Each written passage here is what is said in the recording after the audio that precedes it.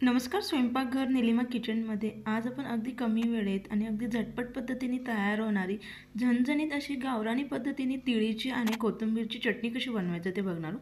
तुम्ही बघू शकाल अगदी परफेक्ट अशी आपली चविष्ट चटणी तयार झाली. चला आपण लगेचच रेसिपीला सुरुवात करूया. तर आपण सर्वात आधी त्यासाठी लागणारं साहित्य बघून घेऊ.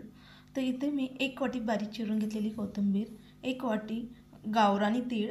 जर तुमच्याकडे गावरानी तीळ नसेल तर आपली पॉलिश केलेली पांढरी तीळ वापरली तरी काही हरकत नाही.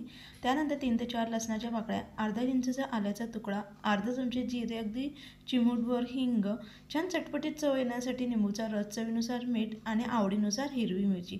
कितपत आपल्याला चटणी तिखट हवी त्यानुसार हिरवी मिरची आपण घ्यायची. त्यानंतर काय करायचं, साईडला गॅसवरती आपण लगेच कढई किंवा पॅन गरम करून घ्यायचा. तर गरम झाल्यानंतर लगेच आपली जी तीळ आपण घेतली ती मंद आचेवरती आपण हिला आता भाजून घेणार आहोत. अगदी कलर किंवा वास येईपर्यंत आपल्याला ही तीळ अजिबात भाजून घ्यायची नाही. मंद आचेवरती फक्त आपल्याला तीळ हलकीची फुलेपर्यंतच आपण हिला भाजून घेणार आहोत. त्यामुळे काय होतं, आपली जी चटणी असते अजिबात ती चवीला कळवट तयार होत नाही.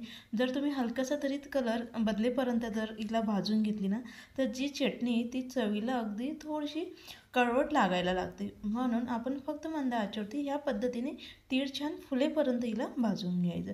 तर आपली तीळ भाजून झाली, लगेच गॅस हा बंद करायचा. तिला ह्या पद्धतीने थोडीशी हलवायची म्हणजे तिचं ते टेम्परेचर कमी होऊन जातं. तर आता पूर्णपणे हिला आता गार करून घेऊया.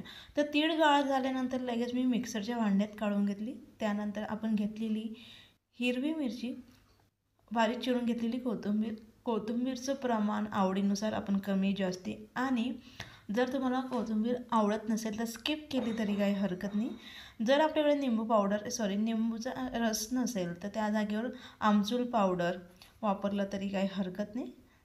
तर लगेच चवीनुसार मीठ आणि लसूण आणि आलं आपण घातलं आहे. त्यानंतर काय करणार आहोत, यामध्ये अगदी थोडंसं पाणी आपण टाकून घेणार आहोत जेणेकरून आपली अगदी छान स्मूथ अशी त्याची चटणी तयार होईल.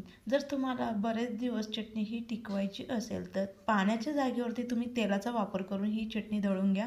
म्हणजे अगदी भरपूर दिवस तुमची सहज 8 ते 10 दिवस ती चटणी आपण स्टोअर करून घेऊ शकतो. इथं मी अर्धा कप पाणी घालून यामध्ये चटणी ही दळून घेतली. तर अगदी छान अशी परफेक्ट आपली चटणी ही तयार झाली.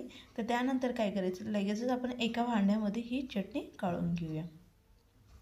तर चटणीचं जे टेक्स्चर आहे म्हणजे कन्सिस्टन्सी ती तुम्हाला कशी हवी, दाटसर, पातळ, ते आपण पाण्याने आपल्या आवडीनुसार करून घेऊ शकता. जर तुम्हाला आणखी घट्टसर हवी असेल तर कमी पाणी घाला आणि पातळ हवं असेल तर थोडं जास्ती पाणी घातलं तरी काही हरकत नाही. आपण हिला इडलीसोबत, भाकरीसोबत, डोश्यासोबत अगदी सहज आपण हिला खाऊन घेऊ शकतो. त्यानंतर त्यावरती फोडणी लावण्यासाठी 1 ते 1.5 चमच्यावर तेल गरम करून घ्यायचं.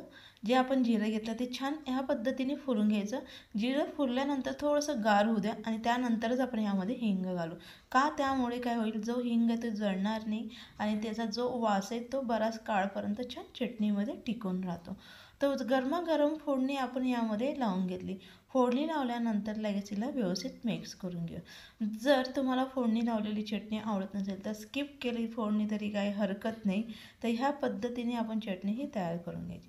तर अगदी परफेक्ट अशी चटपटीत, चविष्ट, गावरानी पद्धतीची, अगदी झणझणीत, अगदी छान अशी आपली चटणी ही तयार आहे. रेसिपी आवडली असेल तर नक्की लाईक करा, जास्तीत जास्त मित्रांना शेअर करा, कमेंट्स करा आणि अगदी नवीन नवीन रेसिपी बघण्यासाठी चॅनलला सबस्क्राईब करायला विसरू नका.